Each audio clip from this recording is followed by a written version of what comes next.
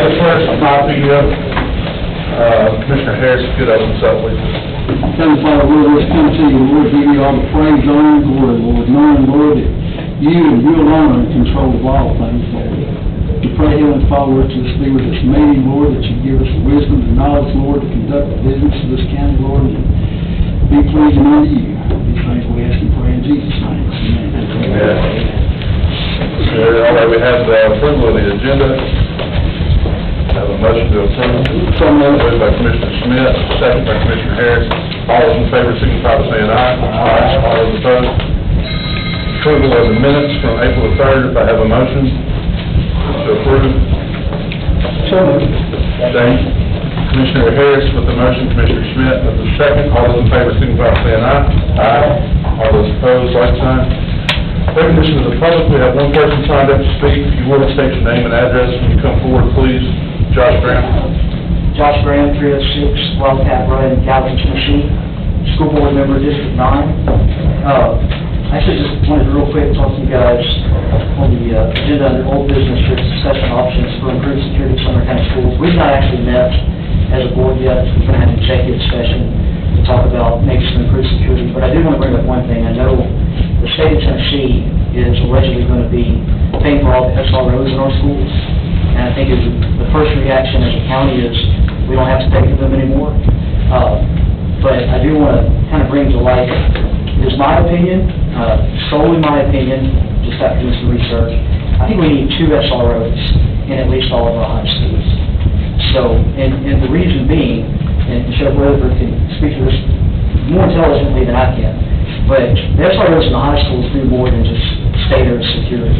They're more than just a deterrent from outside threats. They're actually policing the school. They're actively investigating crimes and making arrests or filing reports. They have to leave the premises, have to go to court dates, and so now we have to find someone to take the place. So I think we had 2 SROs at least the high schools, and probably a handful of the middle schools. Middle schools are really being honest with each other. And we have that adequate coverage. Plus, our high schools are pretty big campuses. Some are 2 stories.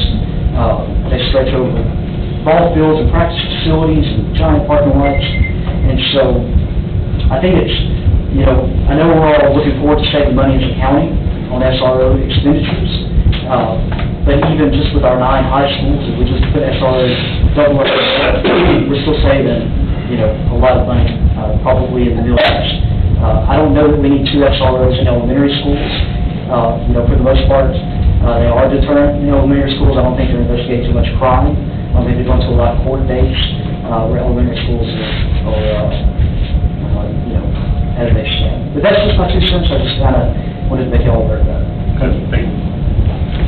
Report the chair. I have none. Report the county mayor. The one thing I have is waiting on one response for the ad hoc committee, so I'll be happy to announce that next month. Report the chair. Thank you, Mr. Chairman. I'll be brief. Over the month of April, we took in a total of $61,825, and we had disbursements of $4,104.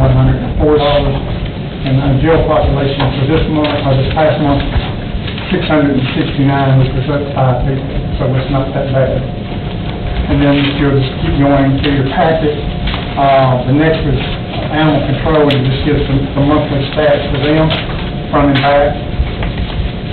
And then the next report is on the SRO, gives a breakdown of what activities they have and the rest. And then the ones after that are from patrol. There's a different incident report that they've taken over the past month, traffic. And then the last is like the arrest on crime and more. And that's all I have, Mr. Chairman, unless you have some questions.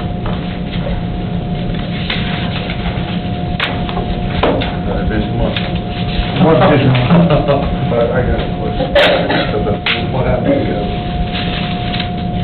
We still got, Yeah. It was running around that thing. we still got, Do you need somebody to adopt it? if they haven't already, last week it was still there. Three more people. Yeah. Now, anything that we have over there is adoptable. Do you spay and neuter the goats? No. Out of order. Fire department. Report on fire. Well, we can have the goats. That's why Thanks, Sheriff. Pretty good. I've got 3 reports in for April calls, year-to-date with those 3 departments, 1,593 calls. Just comparing the calls for the first quarter, we're on track to break a record again this year for the number of calls. And then on the second page is a breakdown of the call types.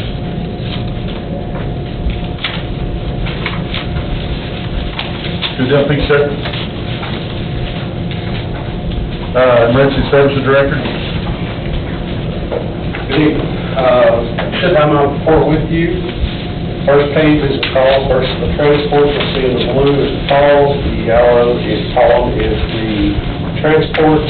So it's 2,053 calls with the 1,603 transports. If you flip over to the next page, you will see the comparison by station, and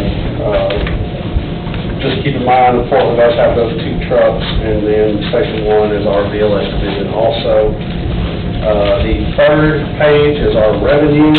Our revenue for April was $706,418. You can see March's revenue there in the blue, and then our total revenue to date, which is a little over $6.9 million. The fourth page there is our transports or our responses outside of Sumner County, and then Robertson County's responses into Sumner County. So there, we'll keep tracking those as requested. It looks like Robertson County's staying right at 43 for a couple months, 46 last month, and then we've responded outside of our county 24 times last month. Any questions on that? All right, real quick, we've got 3 paramedic openings and 2 AMT openings. We have 2 paramedics that have put in their resignations that's going to be leaving next week. So we have a total of 7 vacancies right now. We do have interviews planned on Thursday all day long to try to hire in some people to take care of those vacancies. Just want to let you guys know that EMS week is this month. It's May 21st through the 27th. And we will be having our annual EMS employee picnic at Triple Creek Park Tuesday, Wednesday, and Thursday, which is the 23rd, 24th, and 25th. So y'all are welcome to come out to that. Then one other thing that I want to point out to you guys, we've had 19 cardiac arrests in April, and 12 of those we had return of spontaneous circulation or ROS. 10 of those, the Lucas device was used. So we have a 63.2% ROS rate for April, and information we found that the AHA put out in the survey in June of 2022, the national average was 27.3%, and that was involving 764 agencies and over 250,000 cardiac arrests. So those Lucas devices are working, and we think they'll get those for us. Any questions? All right, so. EMA. So over the past month and a half, I spent a great deal of time on the hazard mitigation plan, and although a good portion of that came out of the 2018 plan, moves every 5 years, there's still a lot of work to do, a lot of inputs to put in that we got from each of the municipalities in the county. But on a response basis, we responded to 2 water-related calls. The command post deployed twice this past month, and we actually had a dog in a well in both those districts, and they thought they were going to need robots up there, and they actually got the dog out, and the dog was okay before we arrived. And that's my report. Thank you, sir. Emergency Communications Center. You should have your packet there in front of you. It shows we received 4,849 911 calls, 14,582 administrative calls, which resulted in 14,020 police calls for service, 2,087 fire calls for service, 2,136 EMS calls for service. Currently for our staffing, we do have 11 shortages, but we have made offers to 7 individuals to start through May and June. That's the end of the report.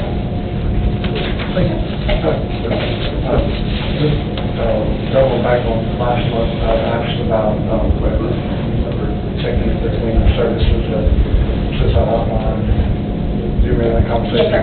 Were you able to find exactly? So what happened, especially in Davidson County, is that when they received the information, they called Davidson County Sheriff's Office. And when they called Davidson County Sheriff's Office, it was dispatched to Metro does, and that was the reason for the transfer. For us in our county, we dispatch for all agencies, so it would be a one-stop.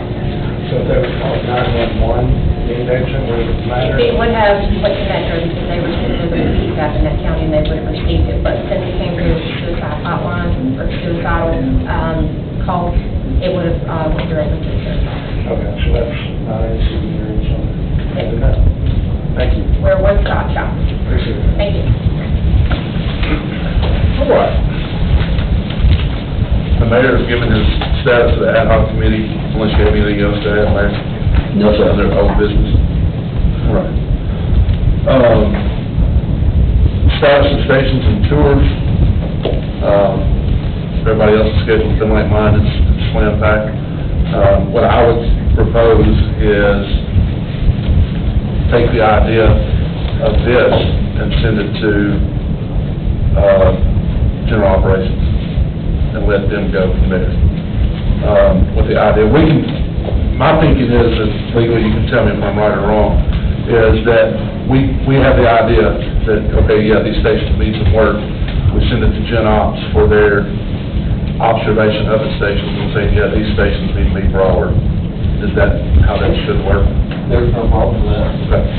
Now, I want to make sure, Mayor, are we not crossing over into your purview and the executive branch to make sure that we're not getting your county buildings? No, that's fine. I think, we also had a discussion with budget about that, because they do have 2 stations that they're looking at, in the capital plan, so possibly with the ARPA grant, so I think the more we have talking about it, the better. I just then we'll make sure that we're on the same page. So, if I have a motion to move this, I guess, to Gen Ops for station study, I guess, we have a motion by Commissioner Harris, second by, Commissioner Jones. All those in favor, signify by saying aye. Aye. All those opposed, like sign.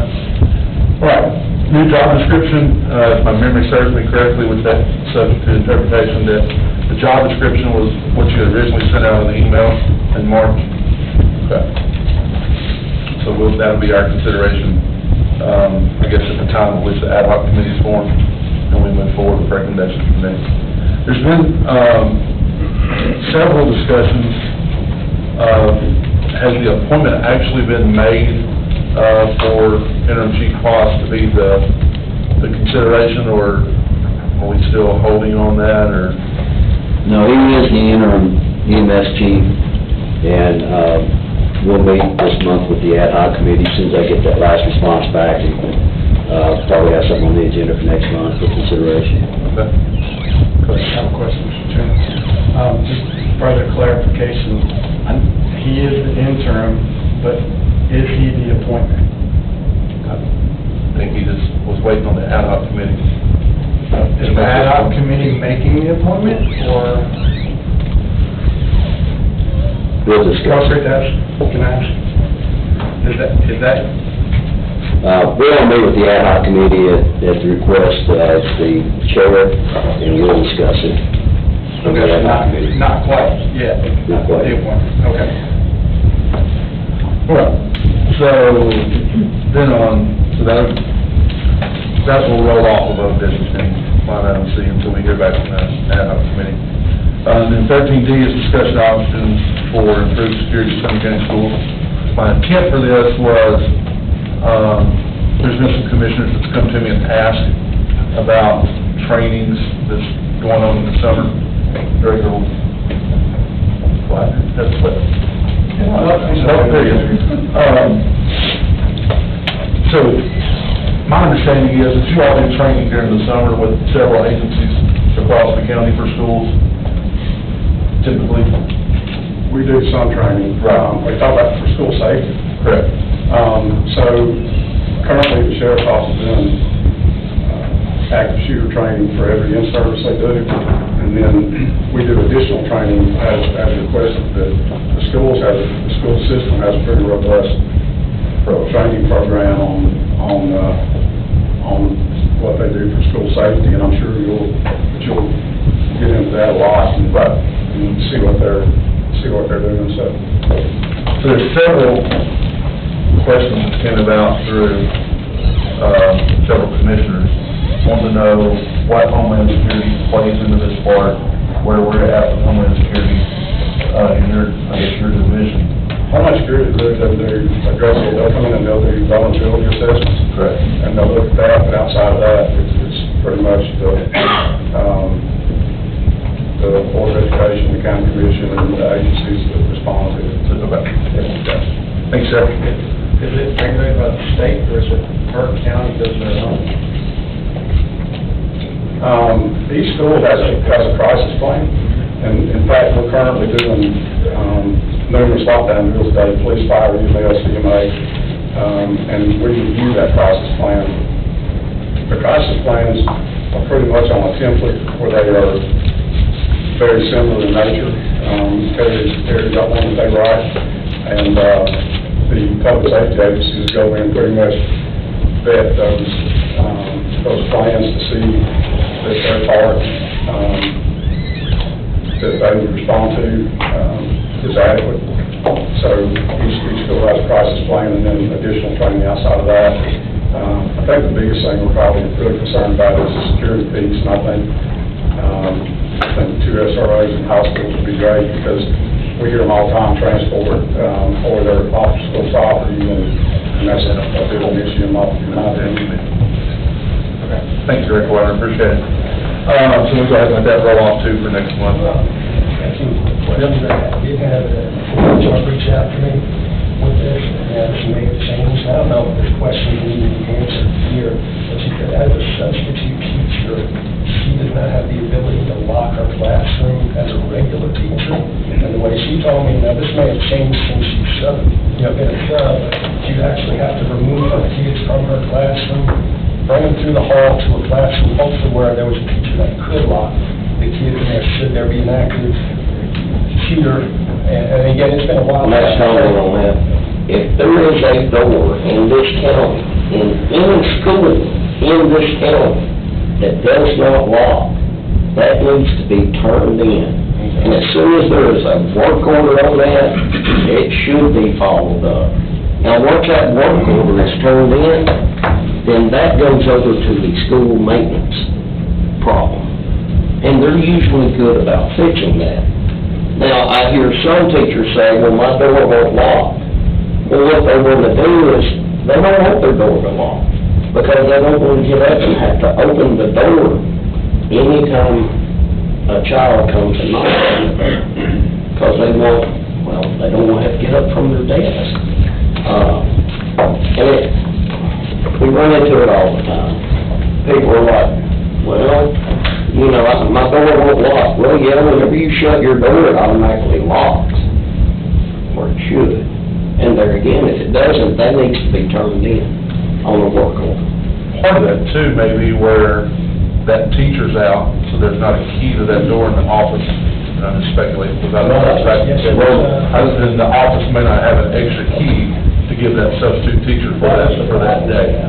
Then that's yeah, go ahead, we're fixing to get off track, I can tell. Well, if you want to comment, I'll be happy to comment. I'll be happy to just come on. The way we do it with substitute teachers, they turn in their car keys and they get a key to the door.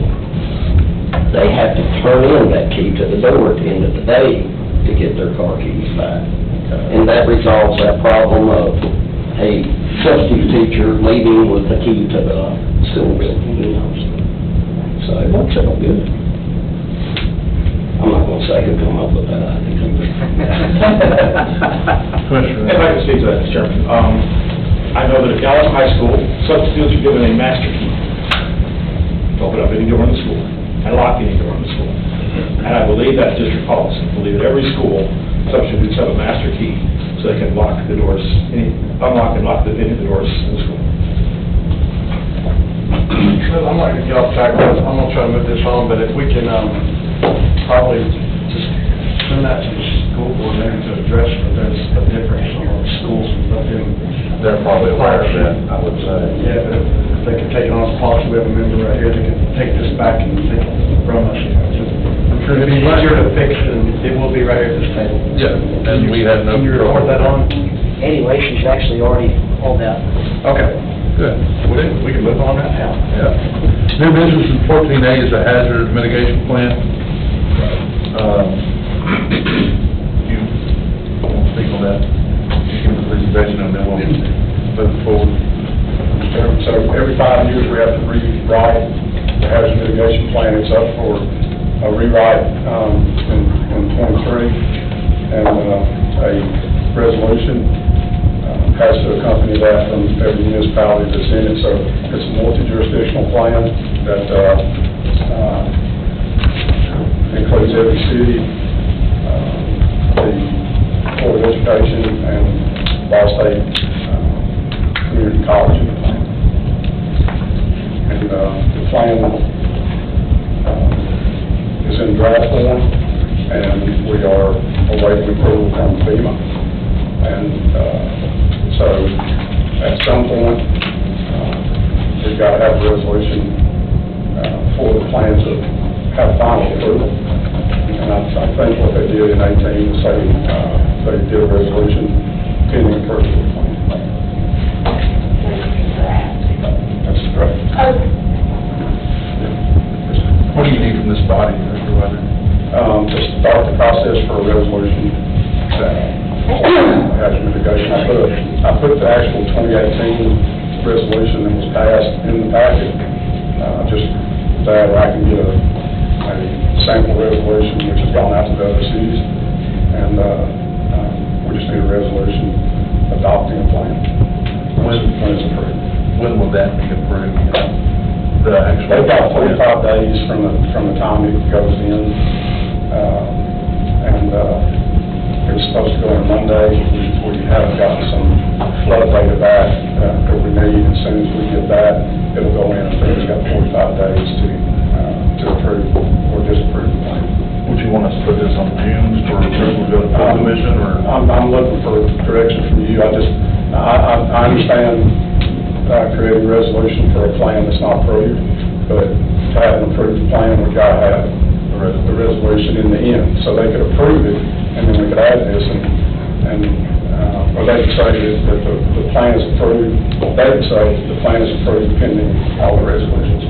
So Millersville is going in tonight. I talked to Chief Hill a while ago. The other municipalities, I don't know where they're at on it, but I'm sure they're doing similar things to get their resolutions done. So I think I'd like to wait until it's approved. Is that okay? Whatever y'all. Is there a timeline on that, Ken? It's not approved until we get the resolutions. So there's no end? It'll come back to us in 45 days, though, right, roughly? When they approve it, I'll come back with an approved plan. Gotcha. We just work under the old plan until this meeting is approved. Is that correct? The other one expires July sometime in '23. That's what I was getting at. Yep. Yeah. So if we roll this to June to go to full commission, we should have a plan back from FEMA. So, 45 days. if that goes, time it goes. We're May 1st on that. May 15th. We should have it by June 20th. It'll miss our meeting, In June. it'll make the full commission meeting June 15th, but it'll miss this meeting, June 1st, June June 1st. 26th is our full commission, but it's the third Monday, we don't have full commission. But the 15th of June will miss this meeting. We will, I'll be past the first Monday. we'll just hold it. And then have it as a review under old business, and then we can pass it to full commission. Legally, it won't have to go beyond this committee before it goes to full commission, right? In June? I almost think it needs to get some sort of thumbs up from this committee, because Sure. this is where it's starting, but If we pass it from this committee to go to full commission, it won't have any other stuff. Right, I'm talking June, I'm sorry. When we make it I June, think to the commissioner's point is, we don't know when in when in June it'll be here, It could be the 15th of June, we'll already have missed our meeting. on the 1st of June. That's what I was going to say. We can have a special call meeting.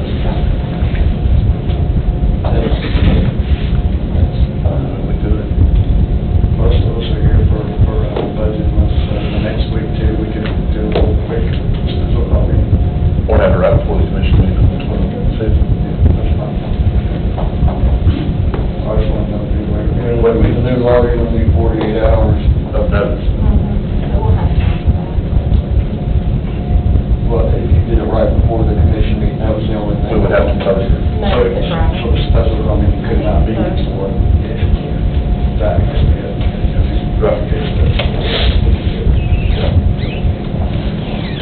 you want to keep old business for June and see what happens? See if we get one back, and then if not, we'll do it. Yeah. Okay. Yeah, that'll work. Does that hold you up with anything, Ken? Makes sense. All right, 14B. This is something that legal received. I'll read it into the record, I guess, just so we have it. It says Sumner County Legal Department from, and that's been redacted. Reference is Shackle Island Fire and Rescue, SIFR, date March 22nd of 2023. And it says as follows: I would like to bring to your attention the following observations and ask for your guidance on how to proceed with rectifying the issues. Number one, SIFR bylaws state that only 2 members of the board can live outside of the fire district. 3 members live outside of the district, one of whom lives outside Sumner County in Robinson. The third person that the board allowed to live outside the district was decided in a closed-door meeting in January. 2, SIFR insurance is provided through one of the board members. There have been no competitive bids for the insurance, and the insurance certificate has never been presented. 3, $48,000 was provided to SIFR for the purchase of a generator. The generator was not purchased, and the minutes of October 20th, 2020 indicate that some of the money had been turned back in to be fair to the other 10 departments. David Lawing says that no money came back to the county. 4, in a profit and loss statement for the period January through December 2022, it was reported that $1,829.56 was spent on building maintenance and improvements. Since this is a county-owned building, the county pays for all repairs. At the January 2023 meeting, the treasurer could not identify what the money was actually spent on. Number 5 says at the January 2023 meeting, the public was asked to leave the meeting for the SIFR board to review some personnel issues. The chair was warned by me that, not myself, that the meeting is supposed to be public because it's funded by the public. In the closed-door meeting, the board voted to allow the third person on the board to live outside of the fire district. That's what I received from county law director. County law director said there was some things in here we may be interested in. What's the will of the committee? Go ahead. I think it was a young. Go ahead, Commissioner. Oh, I'm sorry. She started crying. She was here. I'm gonna do it 10 times more. I hear you. Mr. Attorney, did we get involved in? No, you wouldn't get involved in their day-to-day operations or bylaws or anything like that. The only issue that made me think somebody might want to look at it was the money, the expenditures, because that is county money. As far as people, not that it's any of our business, people living out of their area volunteering, if it wasn't for that, they probably wouldn't have enough volunteers to fight the fire. But that's something that they probably need to deal with on their own, but. Well, that's a board member. Yeah. That lives outside volunteer. I thought they were probably. Not a volunteer, no, it's a board member. It's just a board member, they're not a And the volunteer? chair was in the closure Misunderstood. No, I just wanted to. My biggest concern was if it is county-owned property, there's that issue. There's the $48,000, which was provided by the county, and the other $1829.56. I just wanted, my due diligence to the commission was bring it up. What you all choose to do is what you all choose to do. Does each fire district, do they have their own board of directors, their own bylaws? Most of them do, We're yeah. all nonprofits. They have to have a board of directors. There's not a generated bylaw, set of bylaws for Yes, everyone? you have to have a set of bylaws to get approval from the IRS and to get your They have to have that, non-secret. So there could be 11 different sets of bylaws, or there's? That's Okay, right. all right, that's what I was That's right. saying. Okay, thank you. My bylaws are different than Shackle Island's, and they're different than White House Community, and yes. Okay. Mr. Judge? Mr. Chairman, who's the, I don't know if we want anything involved, but who's the oversight if we are not for them? Who would get involved if we choose not to? I mean, they would have to have, They have to do my understanding is they would have to have their own audit, and then they decide what to do. But there's no body that oversees them, they're all individual bylaws that sets up a possibility for internal corruption. If the board's voting on boards and things, who's overseeing the board? Commissioner Harris? You know, we've been told in the past by the attorney, not by this attorney, but the attorney before him, that we basically have no say-so in the volunteer fire department, other than them coming to us and requesting funds every year and giving it to them, and we have no say-so. If we can't, If you do, you're recognizing the county that has a fire service. Am I right or wrong, Mr. Attorney?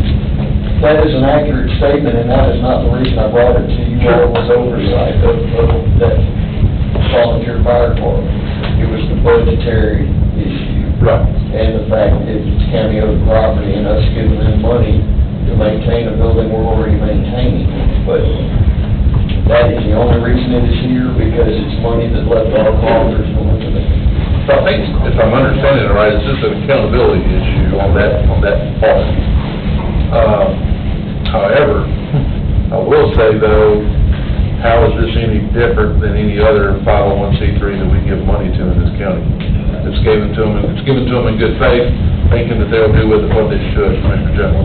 if that's the case, we simply ask where the money went, and depending on their reply, we make decisions on how we proceed in the future.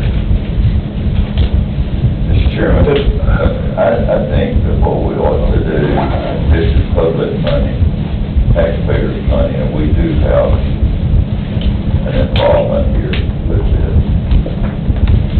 I think that we should just let the sheriff have this. He has criminal investigators.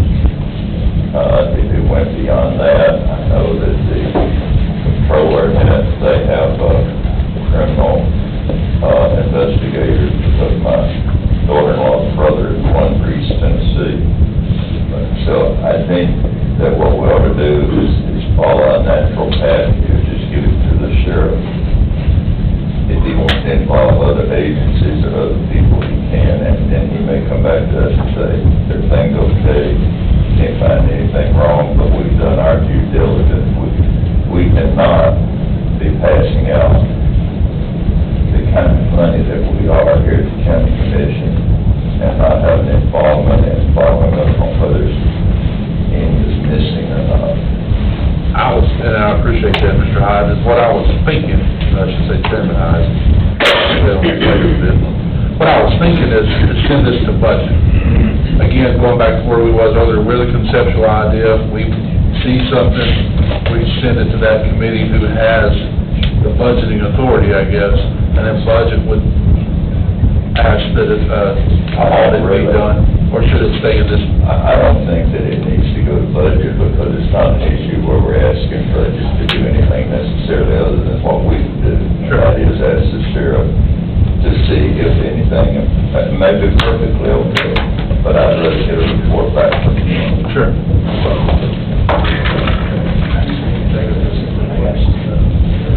I'd rather, I'll seek the advice of legal. Should we ask if there's people in the community that want to speak? And sounds like we're gonna make a determination to turn this over to criminal matters. It is Should we keep it at, should we keep it at the table? I really so. Yeah, I think, well, we don't know whether it is or not, but we have an obligation to try to determine whether it is. And Ben did make, Commissioner Harris did make a good suggestion that maybe even rather than the sheriff, that we just give it to the district attorney. And that way, he may right off the bat say, you know, there is nothing here, it's not worth following through and pursuing, and because he would be the one to prosecute anyway. So, and that was a very good suggestion, so I think we ought to, Sure. I think we ought to go to the detail. That's right. I would rather keep it at the table. I'm trying to answer your question. I'd rather keep it at the table, since it seems that we're going to be going to the state. I just one clarification. I'd rather keep it at the table. So if that's the will of the committee, then, do we have a motion to send it to the state district attorney? Yeah. Motion by Commissioner Jones, do we have a second? I'll second. At least they can do is make the investigation and determine whether there's a fault. Legal, will you present it to the district attorney, or? Depends on the vote. Sure. Let me take that first. All those in favor signify by saying aye. This is to send it to the district attorney's office. Aye. All those opposed? Nay. No. All right, clerk, could you do a roll call, please? Rogers? Yes. Burkhardt? Yes. Schmidt? No. Jones?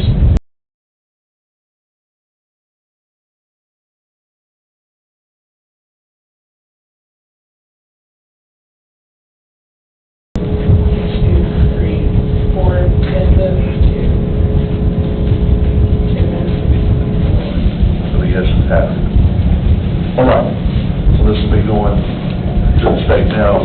How will it make it there? Yeah, I don't mind setting that up, putting it over there. All right. All right, thank you. That takes care of that. Anything else? I only see one thing for that.